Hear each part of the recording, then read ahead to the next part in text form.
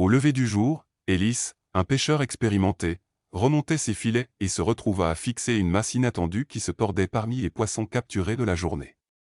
Parmi les poissons scintillants, une créature étrange était entremêlée, rien de ce qu'il avait vu en année de mer. Avec un mélange de fascination et d'inquiétude, il se précipita vers le rivage, les faibles mouvements de la créature l'incitant à accélérer. Mais avant de commencer, écrasez le bouton « J'aime » et abonnez-vous si ce n'est pas déjà fait, et activez la cloche de notification pour ne manquer aucune nouvelle histoire. Lorsque les experts marins locaux virent ce qu'il avait ramené, leur stupéfaction était évidente. « C'est quoi ?» marmonna-t-il en guidant le filet sur le bateau. Ses yeux s'agrandirent de surprise lorsqu'il réalisa qu'il y avait quelque chose dans son filet qui n'y appartenait pas. « Ben, viens sur le pont tout de suite, s'il te plaît, dit-il via son talkie-walkie à son capitaine. « Qu'est-ce qui se passe ?» demanda son capitaine, sceptique. « Ce n'est pas encore un de ces homards que tu redoutes, hein ?» Ellis ne put cacher son sourire. « C'était une fois, et il m'a mordu le doigt, se défendit-il. « D'accord, d'accord. Donne-moi une seconde, répondit le capitaine Ben. Un peu plus tard, il vit Ben descendre les escaliers en sa direction. Mais dès qu'il aperçut le filet, il s'arrêta net. C'est quoi, ça, elle, dit Ben. Ellis haussa les épaules. Je voulais te poser la même question, mais je ne veux pas enlever le filet. Les deux hommes restèrent figés sur le pont, fixant le filet. Soudain, Ellis crut voir quelque chose bouger. Oh non, dit-il en secouant la tête. Bouge-toi, mec. Appelons la police. Ils sauront quoi faire. Soudainement, quelque chose se débloqua, et Ellis sut qu'il n'y avait pas assez de temps pour attendre la police.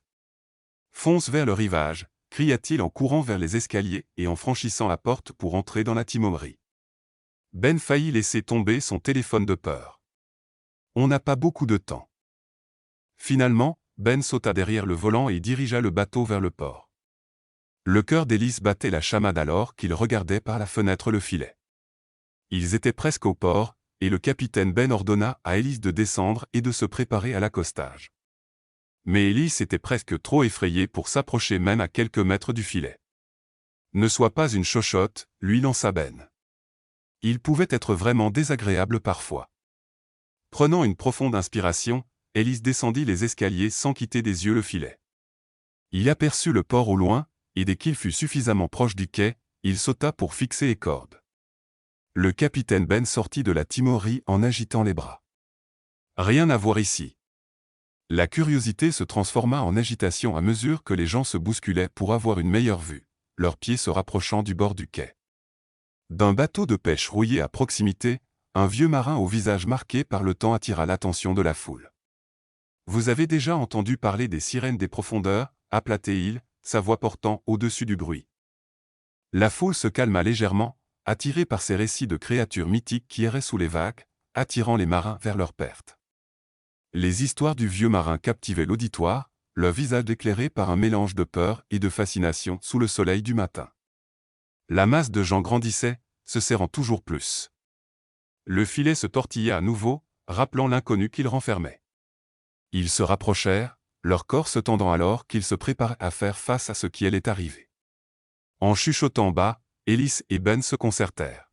« On doit les calmer avant que ça ne dégénère », murmura Ellis. Ensemble, ils commencèrent à réorganiser le pont, essayant de détourner l'attention de la foule de la créature mystérieuse. Alors que les sirènes hurlaient, un bateau de la garde côtière fendait les eaux, se stoppant brusquement près du quai. Leur arrivée fit tourner toutes les têtes, et la foule se tut tandis que les officiers descendaient sur le rivage avec des pas autoritaires. Ils se dirigèrent vers Ellis et le filet, leurs uniformes impeccables se détachant sur le fond chaotique des habitants rassemblés. Rapidement et efficacement, les officiers de la garde côtière commencèrent à installer un périmètre, déroulant des cordes et posant des cônes. Ils délimitèrent la zone autour du bateau d'Ellis. Leur voix ferme traversait le murmure de la foule. « Reculez, s'il vous plaît, pour votre sécurité. » Cette action apporta un ordre temporaire alors que les gens se reculaient, des murmures de curiosité et de préoccupation se faisant entendre parmi eux. Les officiers se frayèrent un chemin à travers la foule, leur présence calme et autoritaire.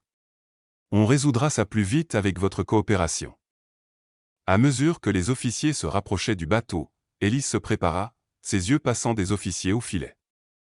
Alors que les autorités approchaient, le mystérieux filet commença à se tordre à nouveau, cette fois plus vigoureusement. Ellis recula, ses yeux fixés sur la masse en mouvement. Ben tenait son téléphone contre son oreille, marchant près de la cabine. « Oui, c'est vraiment différent de tout ce qu'on a vu auparavant, » dit-il, la voix tendue, décrivant la situation à un biologiste marin. Il gesticulait vivement de la main libre, décrivant la taille et le comportement de la créature prise dans le filet. Ben referma brusquement son téléphone et se tourna vers la foule, levant les mains pour attirer leur attention. « Les experts sont en route, tenez bon, » annonça-t-il à haute voix, sa voix couvrant les murmures. Il croisa le regard d'Ellis, un message silencieux passant entre eux pour rester calme. Deux biologistes marins, équipés, s'avancèrent avec confiance vers le bateau. Ils commencèrent à séparer soigneusement les algues et les poissons battants du filet. La foule retint son souffle, leurs yeux rivés sur chaque mouvement des biologistes. Soudainement, une violente tempête se leva, dispersant les spectateurs et plongeant le port dans la panique. Les gens criaient en se précipitant à l'abri, serrant leurs chapeaux et manteaux contre les rafales violentes. La pluie et le vent martelaient sans relâche, brouillant la vue et trempant tout le monde sur le quai. Au milieu de la fureur de la tempête, un morceau de tissu devint visible parmi les algues et poissons dans le filet, attirant l'attention des spectateurs. Les biologistes, remarquant le tissu, spéculèrent à voix haute sur son origine. Est-ce que cela pourrait être quelque chose de caché intentionnellement, se demandèrent-ils. Ils continuèrent leur examen minutieux, leurs mains assurées malgré les conditions difficiles, tentant de démêler le matériau mystérieux sans l'endommager. Alors que la tempête se calmait, les médias ont envahi la marina, transformant l'événement en un spectacle. Les fourgonnettes des journalistes se sont garées de manière désordonnée, et les reporters, micro à la main, se sont précipités vers le quai, leurs caméras en bandoulière. Ellis et Ben ont coordonné avec la police locale pour maintenir l'ordre alors que la foule et les tensions médiatiques augmentaient. Ils ont installé des barrières temporaires et dirigé la circulation piétonne, essayant de garder la zone autour du filet dégagé. Les policiers ont parlé fermement aux spectateurs et à la presse, s'assurant que les biologistes aient suffisamment d'espace pour continuer leur travail sans interférence. Les flashs des caméras ont crépité et les flux en direct ont été diffusés, transmettant la scène qui se déroulait à des spectateurs curieux partout. Les journalistes ont fait des interventions en direct avec le quai animé en arrière-plan, spéculant sur la découverte. L'éclat des lumières de caméra se mêlait au soleil de l'après-midi, projetant de longues ombres dramatiques sur le quai alors que le monde regardait, attendant des réponses. Malgré le chaos autour d'eux, les biologistes ont poursuivi leur travail maintenant sous les lumières aveuglantes du regard médiatique. Ils manipulaient chaque morceau d'algue et de tissu avec soin, conscients que chaque mouvement était capturé par les caméras. La pression pour découvrir la vérité était palpable, mais ils ont maintenu leur concentration, travaillant méthodiquement pour révéler les secrets du filet emmêlé. Ellis se retrouvait à esquiver les caméras et à éviter les journalistes impatients. Mal à l'aise avec la soudaine célébrité, il se faufilait derrière des caisses et se déplaçait rapidement le long du quai, essayant d'éviter les objectifs intrusifs qui semblaient suivre chacun de ses pas. Sa journée habituelle tranquille en mer s'était transformée en un véritable cirque médiatique, et il n'appréciait pas du tout cette exposition. Voyant l'inconfort d'Ellis, Ben est intervenu, criant après les médias pour qu'ils leur laissent de l'espace. « Reculez, laissez-nous travailler », a-t-il crié, son visage rougi par la colère. Sa voix forte et autoritaire a pris de court les journalistes, et pendant un instant, les clics des caméras se sont ralentis. Ben est resté fermement planté, les mains sur les hanches, protégeant Ellis et les biologistes contre toute nouvelle intrusion. Les médias, hésitants, se sont éloignés, braquant leurs objectifs sur le bateau et le filet toujours couvert. Sous l'écho de l'avertissement de Ben, ils se sont repositionnés pour capturer la scène sans envahir trop près l'équipage. De plus loin, ils ont continué à filmer, leur attention se tournant vers la capture de chaque détail de l'examen en cours. Les biologistes étaient sur le point de dévoiler complètement le contenu du filet. Ils travaillaient avec une urgence renouvelée, conscients des caméras enregistrant chacun de leurs gestes et des yeux du monde entier qui les observaient. Avec des mouvements précis, ils ont retiré les derniers morceaux de débris, leurs expressions sérieuses et concentrées alors qu'ils se préparaient à révéler le mystère longtemps caché à la foule impatiente. L'anticipation montait à son apogée, alors que la foule à la marina et les téléspectateurs à la maison suivaient avec impatience. Les gens se penchaient en avant, retenant leur souffle, attendant que les biologistes achèvent leur tâche. Chaque petit mouvement était accompagné de soupirs et de chuchotements, l'air saturé d'excitation et de curiosité sur ce qui allait bientôt être révélé. Les biologistes ont finalement dégagé suffisamment de débris pour révéler un mannequin d'une incroyable ressemblance humaine. La foule s'est penchée en avant alors que les derniers morceaux d'algues tombaient, exposant le mannequin vêtu d'un costume de pirate délavé. Les caméras ont zoomé sur la découverte inattendue, capturant l'accessoire minutieusement détaillé qui avait provoqué toute la commotion du matin.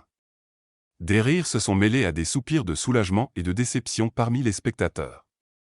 Certains ont ri de l'absurdité de la situation, tandis que d'autres secouaient la tête, amusés mais déçus par l'anticlimax.